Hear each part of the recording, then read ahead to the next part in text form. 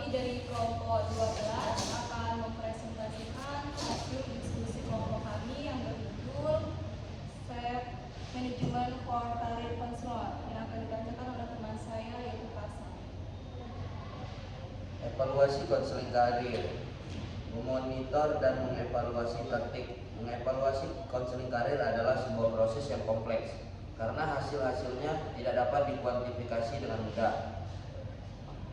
Gillen dan Kidd 1991 mereview sejumlah studi yang mengkaji keberhasilan evidence, termasuk konseling studi-studi ini, yang terutama tentang penanganan remaja, menunjukkan hasil seperti keputusan yang semakin pasti, meningkatnya keterampilan mengambil keputusan, dan meningkatnya eksplorasi opsi.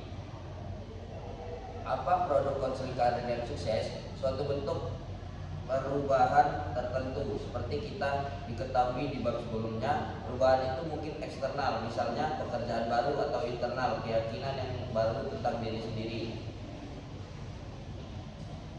B adalah evaluasi oleh karir. Meskipun umpan balik evaluatif dari klien adalah salah satu sumber informasi yang dapat dipertimbangkan konselor di dalam proses evaluasi diri, penting untuk tidak mengandalkannya sebagai satu-satunya sumber. Umpan balik dari klien mau tidak mau adalah subjektif. Jika kehidupan telah membaik, mungkin ada kecenderungan untuk evaluasi konseling karir secara positif. Jika kehidupan belum membaik, salah satu cara mengatasi perasaan tidak adekuat adalah dengan memproyeksikannya pada konseling karir. Klien-klien yang memiliki pola-pola perilaku destruktif dan kritis yang belum teratasi cenderung berperilaku dengan cara yang memberikan sebuah bentuk umpan balik juga. Pengembangan personal dan profesional. Proses memonitor dan mengevaluasi konseling karir akan memungkinkan konselor karir untuk mengidentifikasi kebutuhan-kebutuhan pengembangan personal dan profesional mereka. D. Supervisi. Definisi supervisi menurut Hess tahun 1980 yang lazim dipakai mendeskripsikannya sebagai suatu interaksi interpersonal dengan tujuan umum bahwa seseorang supervisor saling bertemu dengan orang lain dalam upaya untuk membuat orang yang kedua lebih efektif dalam menolong orang-orang. Supervisi adalah kesempatan terstruktur reguler bagi konselor karir untuk memeriksa hasil kerjanya sendiri. Hal ini memiliki fungsi lipat 3, memungkinkan praktisi untuk belajar dan mengembangkan kompetensi, mendapatkan dukungan dan dorongan, dan untuk memastikan standar praktik profesional yang baik. Proctor 1988 menggunakan istilah masing-masing, formatif, restoratif, dan normatif untuk fungsi-fungsi ini. E. Self management di antara dan selama sesi-sesi, konselor karir perlu berada dalam kondisi mental dan fisik yang baik untuk klien pertama dan klien terakhir hari itu. Salah satu alasan mengapa orang-orang memasuki profesi karir adalah bahwa mereka menikmati menolong orang lain. Oleh sebab itu, sulit untuk mengatakan tidak ketika diminta membantu, tetapi merespon tekanan beban kasus dengan menampung lebih banyak klien untuk appointments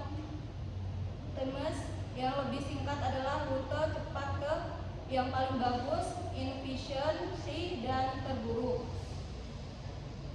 F. Program BK Karir. Penggunaan program bimbingan konseling merupakan salah satu kompetensi konselor yang terdapat dalam Permendiknas nomor 27 tahun 2008 tentang standar kualifikasi akademik dan kompetensi konselor. Oleh karena itu, dengan pemanfaatan program bimbingan konseling, khususnya program bimbingan karir yang terarah, diharapkan guru BK lebih terbantukan dalam kegiatan asesmen maupun pengumpulan data. Selain diharapkan mampu memunculkan alternatif dalam memperoleh kebutuhan dan alternatif perencanaan karir bagi peserta didik maupun kegiatan bimbingan karir dalam layanan bimbingan dan konseling di sekolah.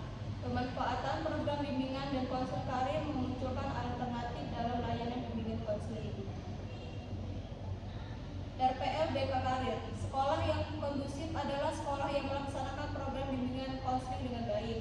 Dengan dilaksanakannya 4 bidang bimbingan, baik bidang pribadi, bimbingan sosial, bimbingan belajar dan bimbingan karir, serta dilaksanakannya pemberian layanan baik layanan orientasi, layanan informasi, layanan penempatan dan layanan penguasaan konten, layanan konseling per orang, kelompok bimbingan pribadi, layanan konsultasi dan layanan mediasi. Maka siswa akan mampu mengatasi masalah